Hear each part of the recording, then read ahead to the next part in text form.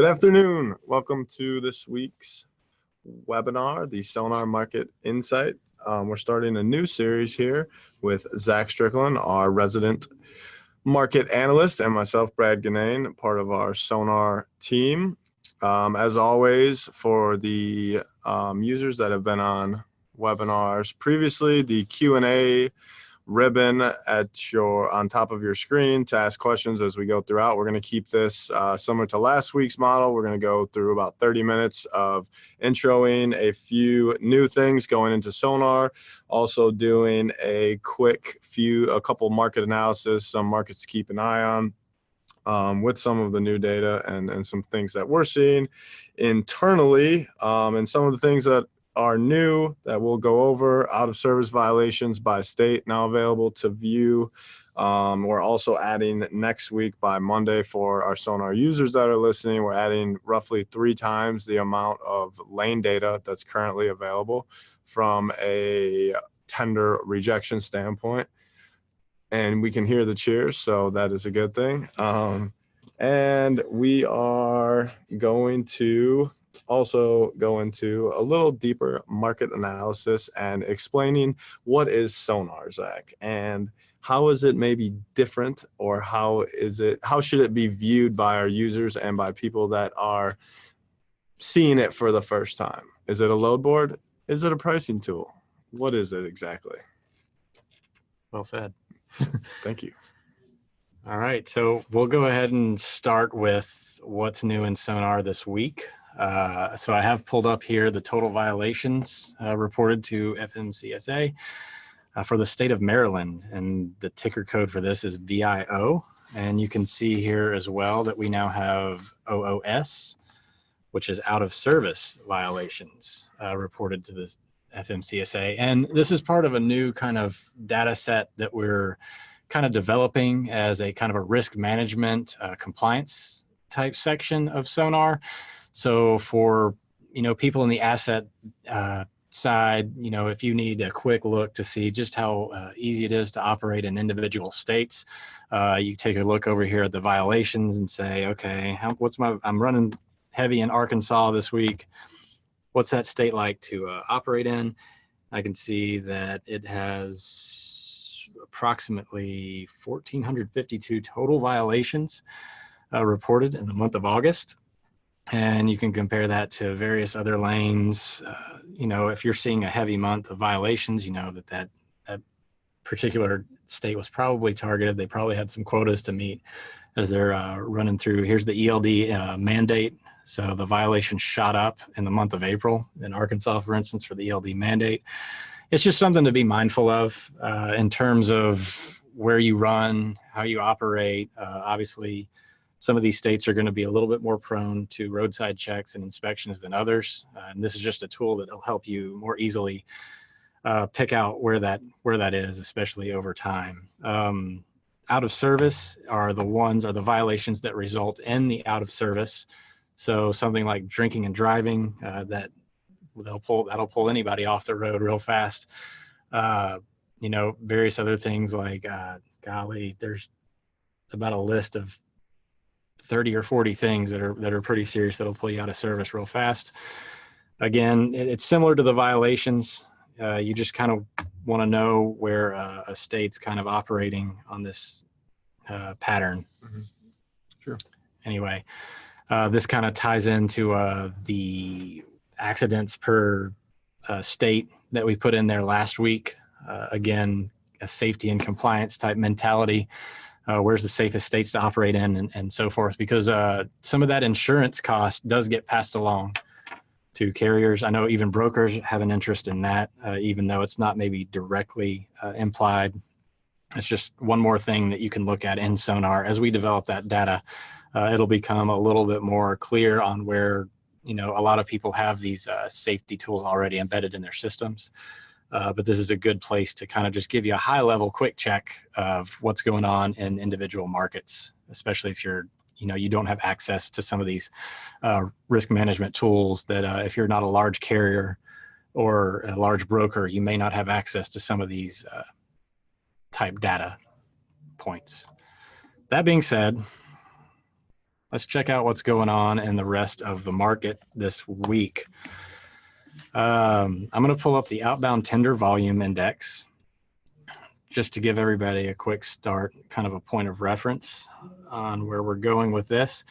And this will be kind of a high level into low level kind of analysis, because I think I want to make the point today about what SONAR is and how to, and what you're trying to gain from SONAR. A lot of questions arise about, what am I supposed to do? Where do I start, et cetera. We do have some flow throughs on the website that'll kind of walk you through some of that. We are developing more specific use cases, and we're adding more tools that'll make it a little bit more intuitive over time over the next few weeks. So I kind of wanted to, dig down, because I think the way the data is shaping up this week is a perfect time to kind of illustrate what SONAR is and how you can use it and how it differentiates from some of the other tools that are available out there, especially the data tools. So I have the Outbound Tender Volume Index pulled up, which is an index based on the relative volume in the country, and it's based on the March 1st volume in the United States, and the base value is 10,000. So anything above or below this 10,000 indicates, a percent of volume above or below where the market was on March 1st. As you can see today, we have dropped to one of the lowest points in terms of volume in the last 6 months. I guess it was around April 5th over here, we had a lower value. Right here. April 5th was the last time we were this low, and it was sitting around 94.90. What that 97.39 means is we were approximately 2.61% below the March 1st volume, which I think is actually a pretty significant. Now, the October volumes are not shocking when they drop. That's pretty standard issue in freight. Construction starts to kind of tail off. Some manufacturing kind of starts winding down a little bit. Retail kind of is this late season push that we all hear about. That's the one that kind of destabilizes things into November. But that's a significant change. I know last week too, we looked at when we still had that positive volume in the green, and we compared with the OTRI USA and showing that volumes were still somewhat stable, but now this is a pretty significant change, I think. Yeah, no, and that's kind of the key point. Now, this is a big signal, because volumes had been relatively flat. They kind of stayed flat in the month of August till September. That last week of August, where people start, shippers kind of say, I need to do something before I leave for a week, et cetera. And then volumes kind of stayed elevated for the month of September, but they weren't so elevated. I think the average was we averaged around 1.5 to 2% higher than the month of August, and about, similar to that in terms of how we relate to the 1st of March. So volumes were elevated in the month of September. Spot rates, I think, went up slightly during the month of September sequentially off of August. We were up like a penny a mile or something like that, and fuel remained relatively flat through that time period as well. And by the way, if you ever wanted to check the fuel, you can quickly go do that on the DOE.USA. I know it's available publicly on the DOE website. I used to frequent it, but this is just a nice little thing to have, sitting there in this same tool to kind of figure out exactly what fuel is. If I can get this thing to move where I want it to. There we go. So you can see over the last few months, it's been pretty flat. I guess I could just use this. It did shoot up a little bit over the last week, but over the past month, we had a pretty flat fuel scale going on. The month of August was largely flat as well. Now we see a little jump in fuel price, so that's interesting as well.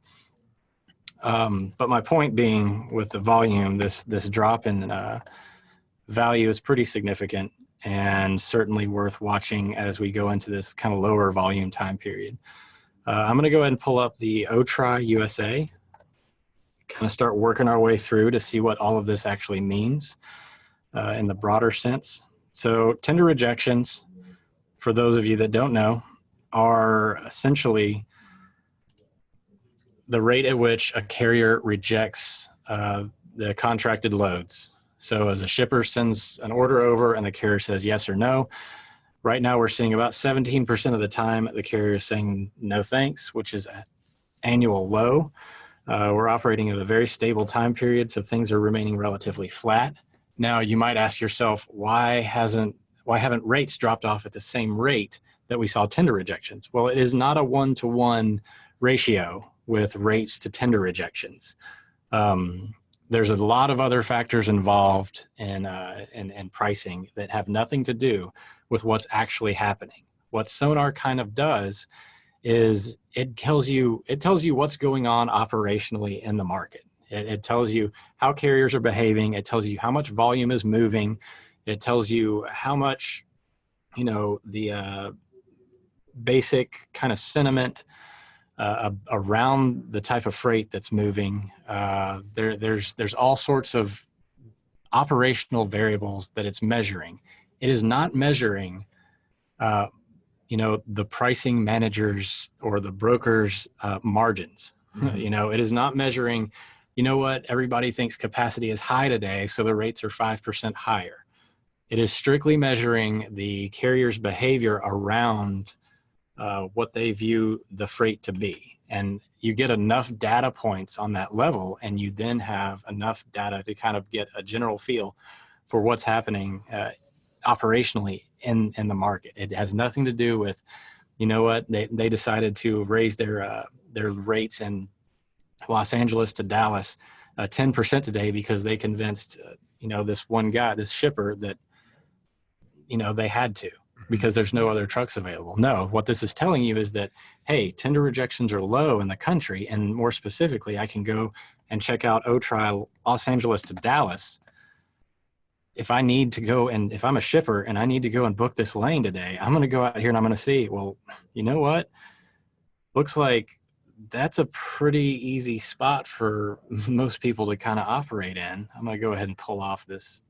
The baseline can be a little deceptive when looking at this over time. So you can see that since July, the beginning of July, the LA outbound Los Angeles to Dallas lane has been a pretty stable lane. It dropped all the way into August, continued to drop, and has kind of slowly fallen into September. If I'm a shipper, I'm basically saying, okay, I've got some pricing power in that market. I can then, I even have the option of going to play the spot market if I feel my contracted rate was too high.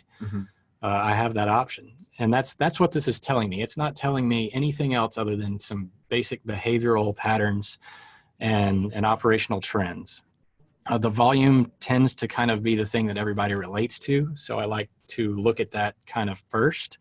And one of our derivatives of volume is the Headhaul Index, or the haul, I should say.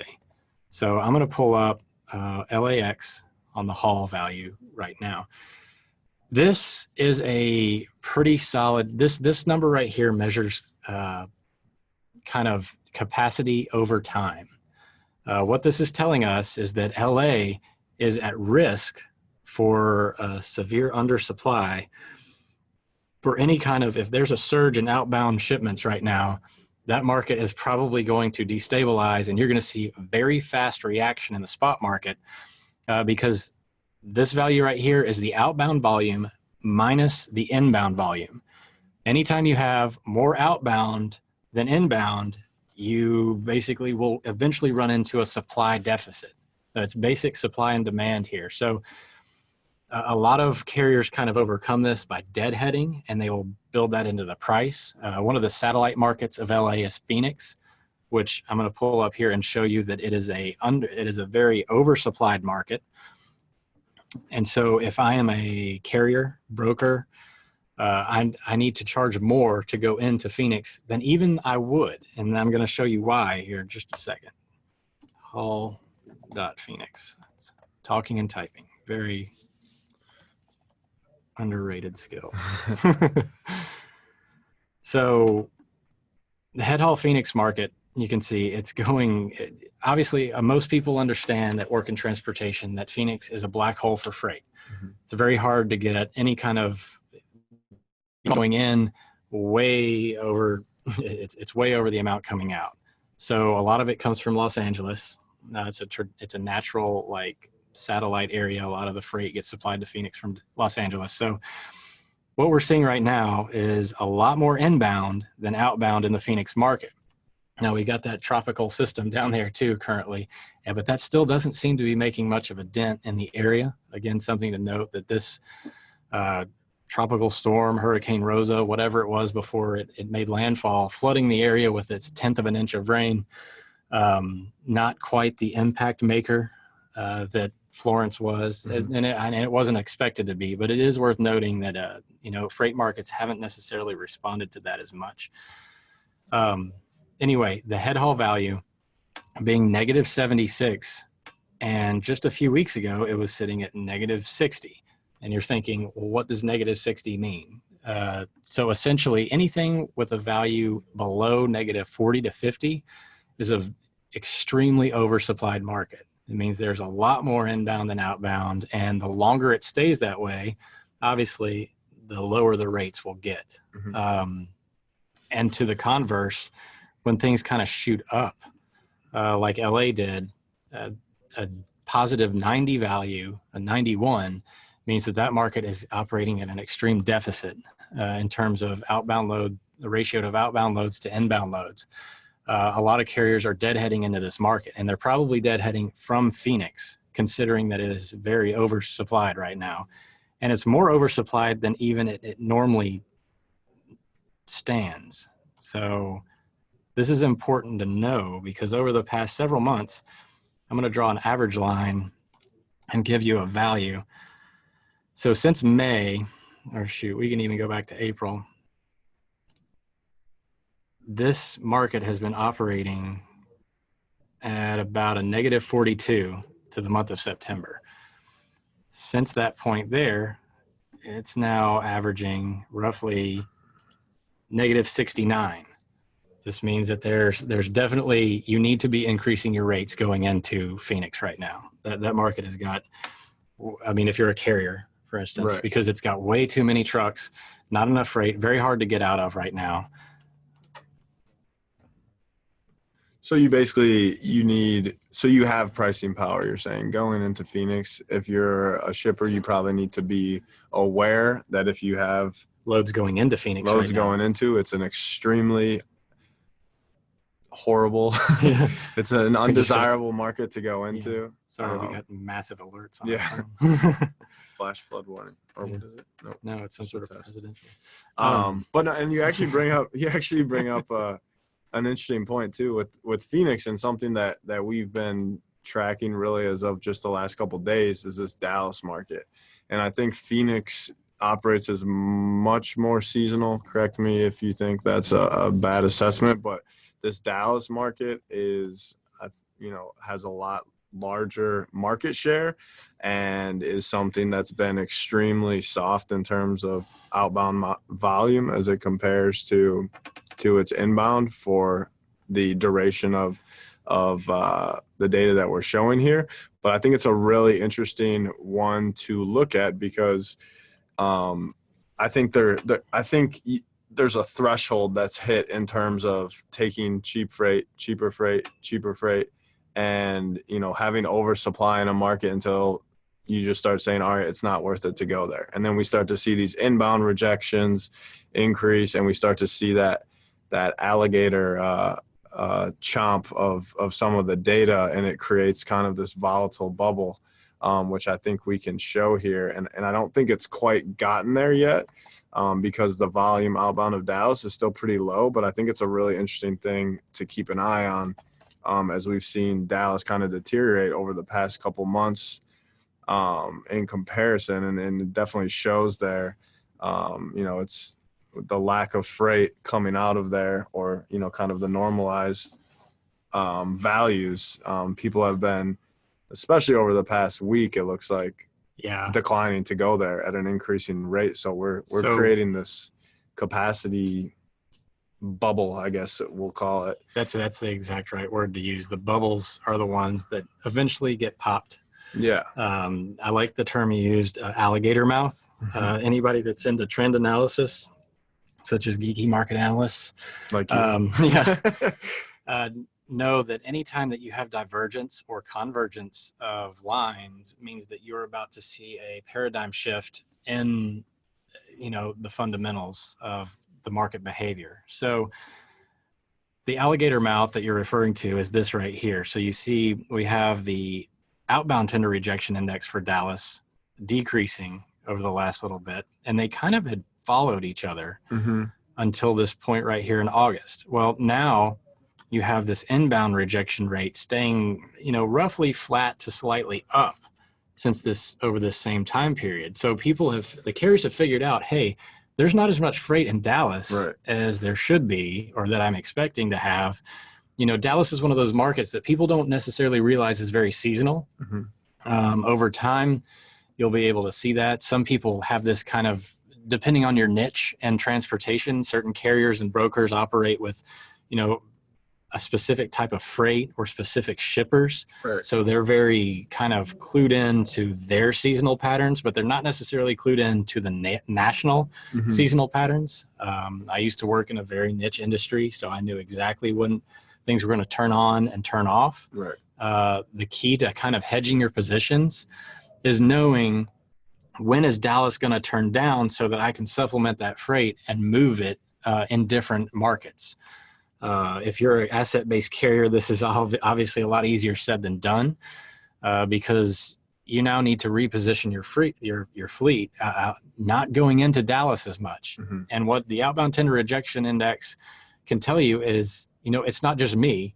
Like I now, I move a bunch of, food products, and they have a season of, early summer, late spring, and then it kind of dies. And I know that I need to supplement my freight market with somewhere, or I need to supplement my freight with something else. Well, I know Dallas isn't the market that's going to do that, because Dallas moves along with my produce or my food that I'm issuing. So looking at this, the Dallas market's turning down. It's turning down loads, going into it with fervor, and it is actually, anybody that goes in there, it's basically treating it like a Phoenix or a Miami right now, which is something people don't necessarily know. Well, and the interesting thing too is if you it shows the oversupply, I think, of capacity in that market, because if you look at the haul, it's acting as a positive. It's still a positive value. So the outbound volume is still higher. It is a positive value, but look how far it's fallen over the last bit. I'm going to draw a trend line on this one. And the trend line's an easy little tool for the SONAR users out there to kind of quickly quantify, because I know myself, I like to look at things on a spreadsheet and kind of see a calculation. And so you don't really have to do that here. All you got to do is pick the trend line, pick a starting point by clicking it, and then bring it down to where the point you want. And it'll do the math for you right there. And it says basically a bar is one section, or one day, one data point. So if it's a monthly value, it'll be a monthly bar. If it's a daily value like this one is, it's 55 days ago. Essentially, we have dropped almost 50% in Headhaul Index value, which is significant. So this market is behaving more and more like a backhaul and less like a headhaul, which is the traditional idea of Dallas. And you can see back here in April, it's quite a bit more like a backhaul than it is even today. So I think the lesson here is that Dallas is pretty seasonal. As things warm up. A lot of this is produce and just a more active shipping season, but you see it kind of stays elevated throughout the summer, and then things start cooling off after Labor Day. I mean, you got a lot of things going on out of Dallas. You got water and all sorts of things that come through there, anything out of Houston, whatnot. But this is kind of how you use SONAR. You now get a kind of an intuitive, instead of just looking straight at rates or your income statements or, your own internal operational metrics. You now have some way to look at the rest of the market and say, okay, our Dallas market has been operating on fire for the last few months. All of a sudden it's turning down. Customers are complaining about our service being worse. Our customers are telling us that, we're doing better than ever. You're just not getting it done. But at the same time, the freight market itself is dropping off. And in that area. So you now have a better point of reference against the rest of the country. Mm-hmm. And you're also kind of clued in to this potential oversupply of trucks Mm-hmm. in Dallas. And I wanted to also make this point clear is that, most markets have their own kind of identity. So this positive 55 and negative 75 that we're looking at, like, you need to back up and kind of look at it over time to see what that market's kind of identity and natural state is. Because the important thing, the number has value here in this particular situation, but the more important thing is what is this value doing in this near term section, because this is where you're going to get clued in to oversupply, undersupply situations, Mm-hmm.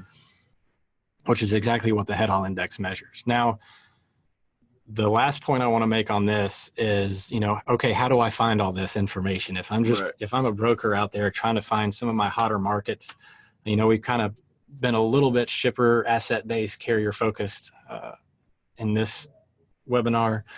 For the broker out there, they can use this Headhaul Index just as simply as the asset-based guy or the shipper can. So I've got the Headhaul Index weekly change pulled up. We have that value mainly because it has a lot of value in the map. We've talked about it in previous webinars, but I just wanted to give kind of a quick overview of how you're going to find some of these opportunities. As a broker, you're looking for the volatile situations. So just like with any heat map, and you're going to want to see the markets that are the lightest colors and the darkest colors. And just as a kind of a quick teaser, we are going to, over the next couple of weeks, make some changes to the map for you Sonar users to make it a lot easier to see where these more volatile points are. We're going to add some color to this, so it's not just shades of blue. So I think most people are used to seeing heat maps with reds and greens on it. So we're gonna add those here in the next few weeks to make it a lot easier to kind of pick out some of these markets. But today, I really don't need that because I can see Indianapolis is operating. It's been on fire lately. Yeah, Indianapolis is torching it. Now it's cooled off a little bit over the past day. I looked at this yesterday and it had shot up. The value was like 39 in the 7-day, which is extremely volatile. It has cooled off a little bit today, but over time, you can see that their monthly value has gone up 48 points in the last month or 28 days. 2-week or fortnightly, it's gone up 31 points and 18 over the last week. This market has had quite a bit of outbound in relation to inbound. So that means that you are going to be undersupplied in the Indianapolis market at this point of time. I'll go ahead and kind of pull that back to our outbound tender rejection index. And let's see what the OTRI in Indianapolis is doing. And you can see here that, their tender rejections are skyrocketing because there's just simply not any capacity there. And that's exactly how you use Sonar from kind of a varied perspective. Like you're really looking at this from I'm trying to judge generalized capacity in certain areas and certain markets. You can obviously get a lot more granular now that we're adding a lot more lanes. So you can look up OD pairs with a lot more ease. For instance, I can now do, that hasn't happened yet, but that's coming in the next week, where you're going to see a lot more lanes, and they are not listed in any particular order on this right here, but we are going to add some additional functionality to where you can dig in and know, okay, where's my biggest movers this week? Where's my biggest lanes? And we're going to add all that into this eventually over time as this thing becomes more robust. But right now you can go down here and just click on a few of these lanes. You know that you're operating Indianapolis to Philly. Let's check it out. You know what? It's not going up like the rest of them. So I know that my Indianapolis to Philly lane is not necessarily going to need to have a higher rate than maybe my Indianapolis to Atlanta rate. Sure. And one thing, if you want to go back really quick to the map, we talk a lot about, and we do a lot of analysis with the darkest colors on the map, and we're looking at Headhaul Index weekly. So talk to these, let's call them white hot regions. So in moving in, I guess, the opposite direction, or how should those be viewed and looked at by our users? Yeah, let's look at Little Rock. That may not be the best, actually. Let's look at Little Rock. That's actually a good market to look at because it's white right now. Or Fort Worth. So Fort Worth right now is operating at a negative 59 Headhaul Index value. Look at that in comparison to Dallas. So what that's telling me is just right over here, there's a lot less trucks, or there's a lot more trucks going into Fort Worth and not very much freight coming out of it.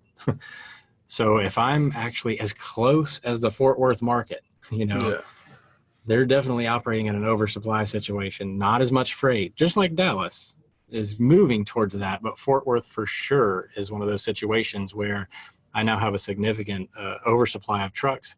It is moving rapidly towards oversupply. So my rates need to come up going into that market. Right.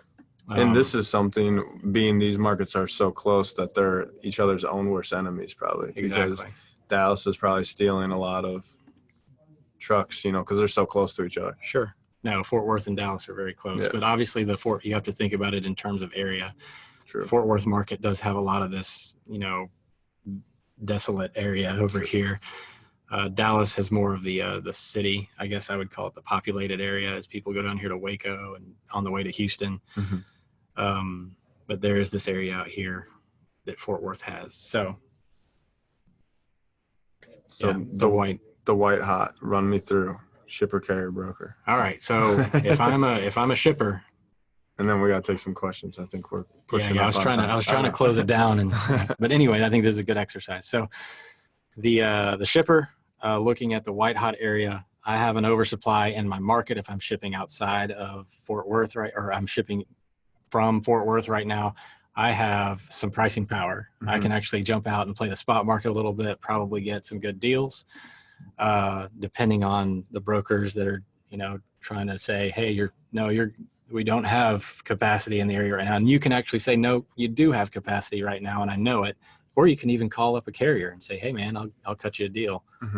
Give you I'll move your truck for you, with this good freight. Although if I am a carrier, I am now knowing, okay, I don't want to position my truck into Fort Worth right now without getting something for it. I need to make note of this seasonality potentially. I haven't looked at Fort Worth seasonality right now, but in the longer run, as I'm looking to price my freight, as we're in that procurement season where people are sending out bids, I now know that, hey, Fort Worth is going to die off in September. I need to build that into my rates. Most of those are kind of based on this, everybody builds seasonality into their rates. Brokers, they're going to know, hey, man, these carriers are going to be desperate to get their freight out of Houston. I can start going out there and picking it off and saying, hey, man, I'll give you, I got some freight for you, but you lock it in, Right. You help me out, I'll help you out type deal.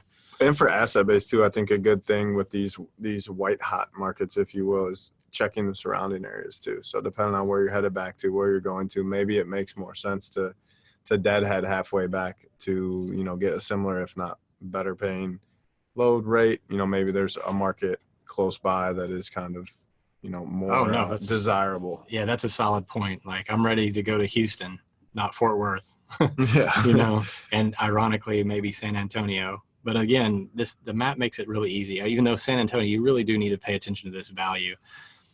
I think most people, or that's Austin, sorry.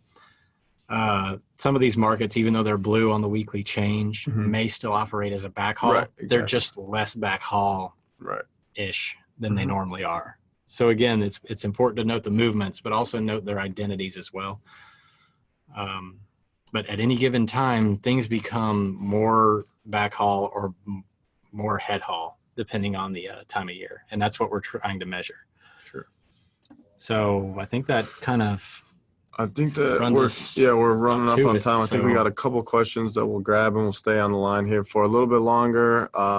Anything further or any questions that you need answered? Our Sonar users, of course, you have us to reach out directly via also the help email up there in the top right, or also at freightwaves.com/sonar.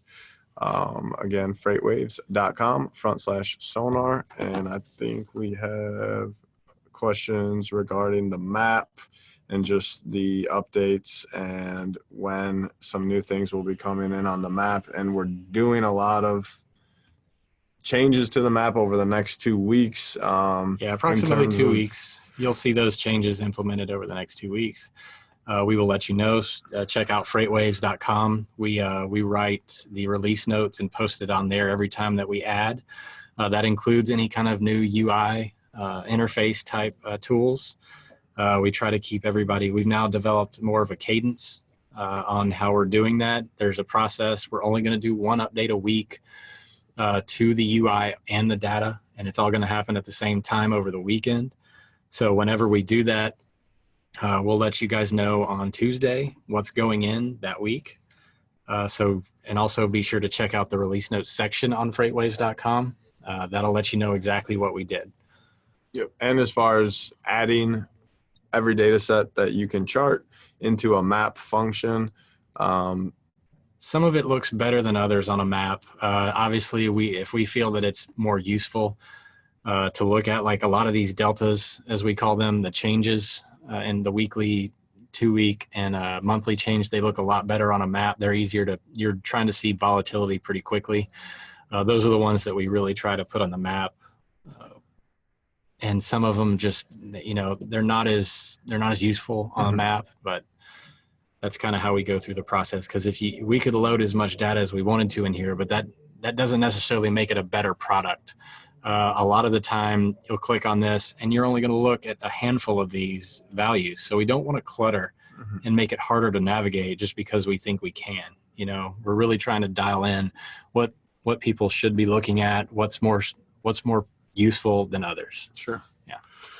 Definitely. And that, of course, helps with the feedback from you all. So it's much appreciated. And we enjoy communicating and see what you're using it for and what you're finding useful. And I think we have one more here that we're probably going to reach out to offline. So we're going to go ahead and end things here. And again, any further questions, FreightWaves.com/SONAR. Thank you guys again for joining us. We'll see you again next week, Wednesday at 2 p.m. for the SONAR Market Insights webinar.